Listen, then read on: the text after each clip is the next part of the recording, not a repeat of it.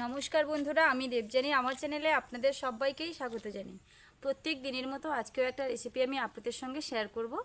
আজকে হাতে দেখতেই পাচ্ছেন যে বড় একটা শাউর রয়েছে। আজকে কিন্তু শাউর চিংড়ি বানাবো। একদমই অনুষ্ঠান বাড়ির মতন করেই কীভাবে শাউর চিংড়ি বানাতে হয় সেটা আমি খুব সহজভাবেই আপনাদেরকে দেখানোর চেষ্টা করব। আশা করছি আপনাদেরও খুবই ভালো লাগবে। পুরো ভিডিওটা একটু কোথাও স্কিপ করবেন না, দেখতে থাকুন পুরো ভিডিওটা। চলুন রান্নাঘরে যাওয়া যাক। কীভাবে শাউর চিংড়ি রান্না হয় পদ্ধতিগুলো একের পর এক ভালোভাবে দেখে নিন।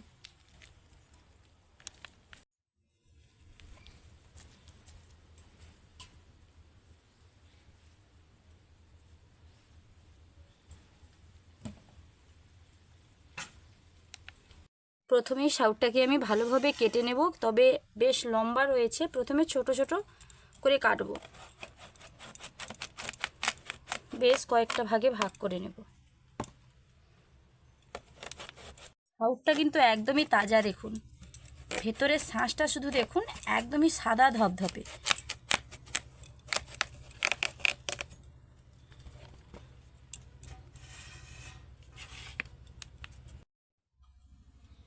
সবগুলো ভাগে ভাগ ভাগ করে আমি কেটে নিয়েছি।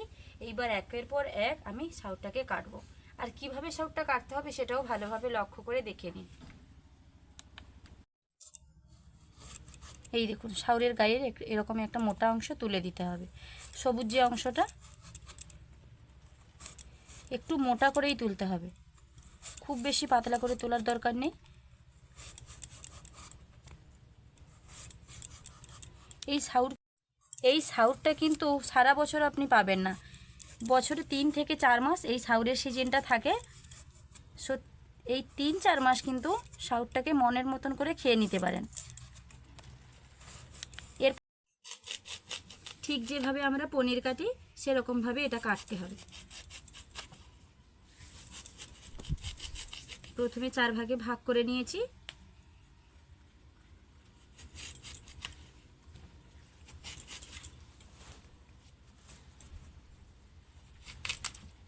যেরকমভাবে পনিরের সাইজটা হয় একদমই সেরকম,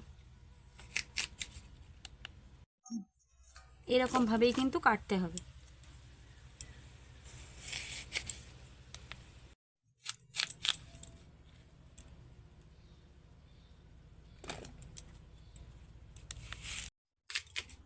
ভালোভাবে দেখে নিলেন তো কিভাবে শাউটটাকে কাটতে হয়। একই রকমভাবে সবগুলো শাউর আমি কেটে নিচ্ছি।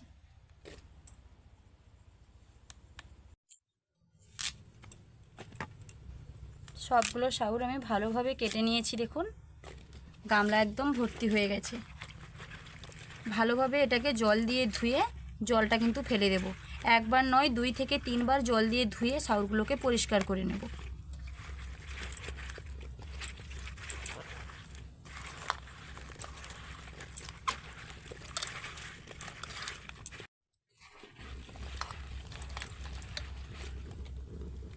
দুই তিনবার মতন জল ফেলে আমি ধুয়ে নিয়েছি। লাস্টের বার এটাকে জল ঝারিয়ে অন্য একটা পাত্রে রাখছি।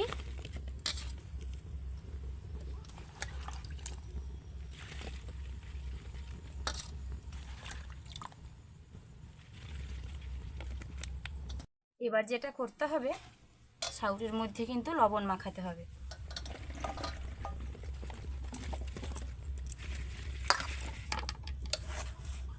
এই যে লবণ, ভালোভাবে মেখে নেব।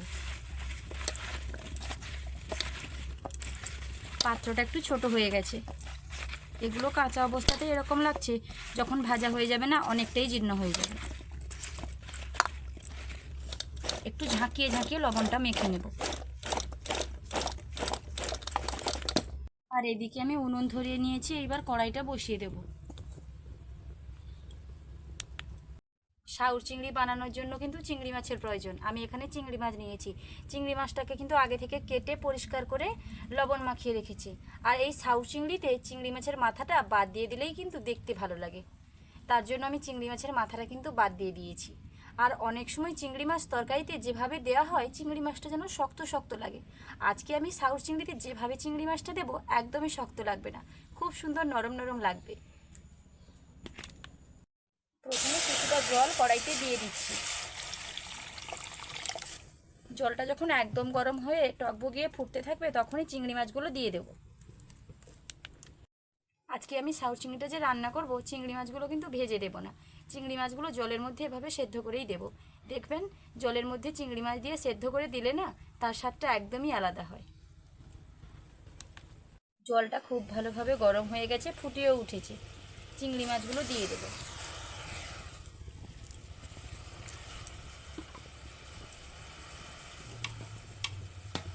3-4 বার মতন ভালোভাবে ফুটে গেলে এটাকে নামিয়ে নেব। খুব বেশি ফোটার দরকার নেই, তবে 3-4 বার মতন ফুটতে হবে।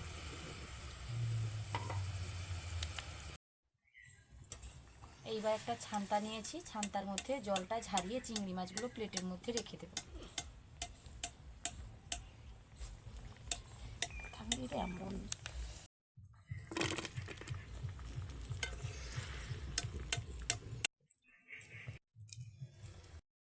কড়াইটা ভালোভাবে ধুয়ে পরিষ্কার করে আবার উনুনে বসিয়ে দিয়েছি। কড়াইতে বেশ কিছুটা সাদা তেল দিয়ে দেব।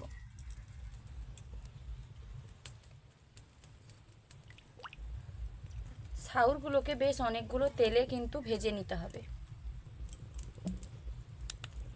তেলটা ভালোভাবে গরম হয়ে গেছে, এইবার একে একে সাউরগুলো দিয়ে দেব। আমি কিন্তু ছান্তাতে নিয়ে নিচ্ছি, তাহলে সুবিধা হবে, বেশ অনেকগুলো করে দেওয়া যাবে।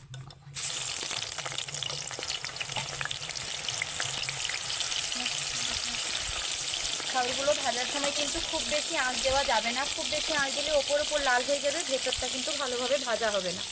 তার জন্য হালকা আঁচে, যদিও একবারে সবগুলো ভাজা হবে না, 2 থেকে 3 বার মতো ভেজে নিতে হয়।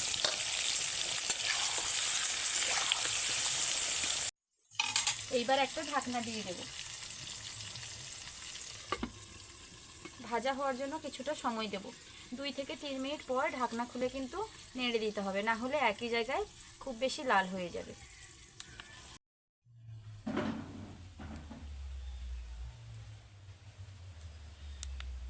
দিয়ে দেব সরিষার তেল।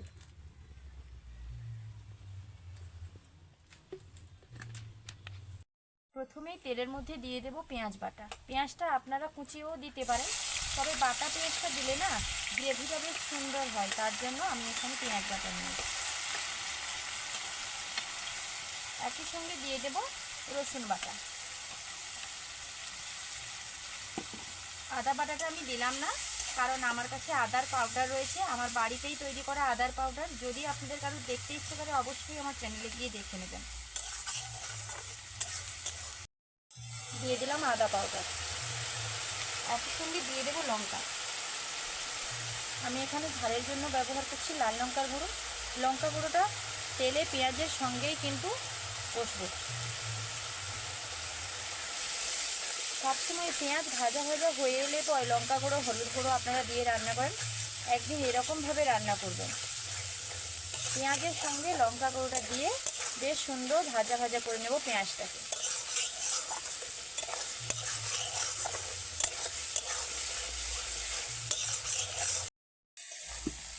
পেঁয়াজটা খুব সুন্দর ভাজা ভাজা হয়ে গেছে, এইবার আমি দিয়ে দেব টমেটো বাটা। আমি কিন্তু এখানে সব বাটা মশলাই ইউজ করেছি। আবারও 1 থেকে 2 মিনিটের মতো নেড়ে নেব। আর এই মশলাটা যখন কষানো হবে তখন উনুনের আঁচটা কিন্তু একদম কমিয়ে রাখতে হবে। হাই আঁচে মশলা কষানো যাবে না, মশলা পুড়ে যাবে, কিন্তু মশলাটা ভালোভাবে কষানো হবে না, সেরকম স্বাদটাও আসবে না। টমেটো পেঁয়াজ একসঙ্গে বেশ অনেকক্ষণ ধরে কিন্তু নেড়ে নিয়েছি। এইবার দিয়ে দেব হলুদের গুঁড়ো,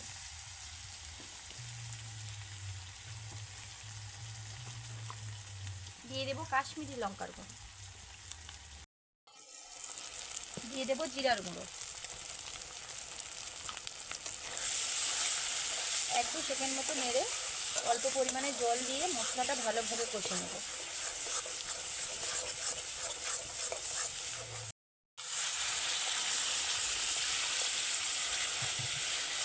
এইবার মশলাটা কষানো হওয়ার জন্য সময় দিতে হবে।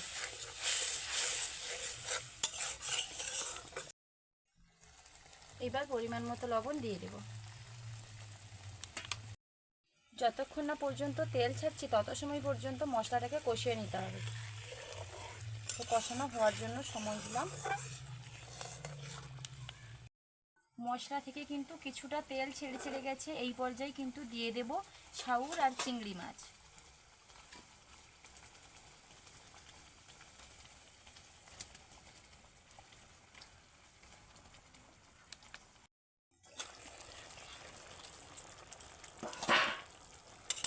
বাবু একটা শাউরের ভাজা খাবে বলছিল, নাও। এইবার শাউর আর চিংড়ি মাছ মশলার সঙ্গে 3 থেকে 4 মিনিট ভালোভাবে কষে নেব।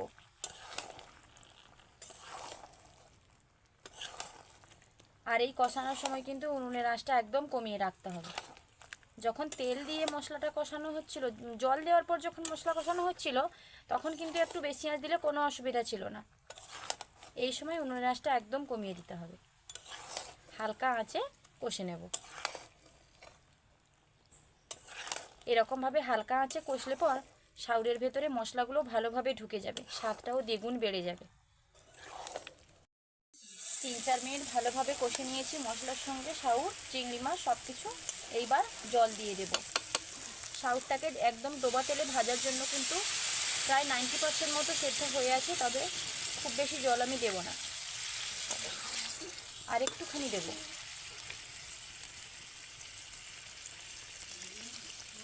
আর এটা একদম মাখানো মাখানো একটা তরকারি হবে, ঝোল ঝোল থাকবে না। এটা ফুটে যাওয়ার জন্য একটু সময় দেব, তবে তার আগে গুঁড়ো গরম মশলা দিয়ে দেব।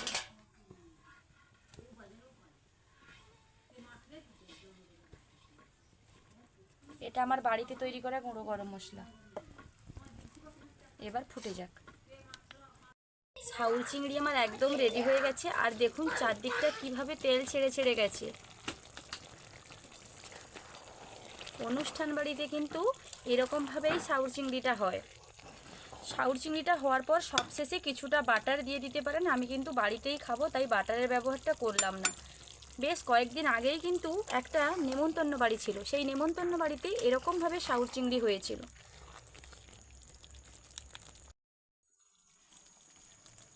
এইবার এটাকে নামিয়ে নিচ্ছি।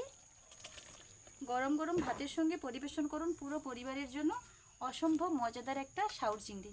ঠিক যেমনভাবে অনুষ্ঠান বাড়িতে শাউল চিংড়ি খেয়ে থাকি, ঠিক সেরকমভাবে।